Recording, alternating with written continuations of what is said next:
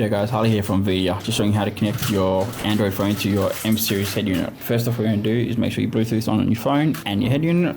So go to Bluetooth, go to search, so you search your phone, same thing on your phone. So go to Bluetooth, pair new device, come up with the Vhedia M series, click on that. It'll come up with your phone there. Tell you to pair with your connection, just go pair.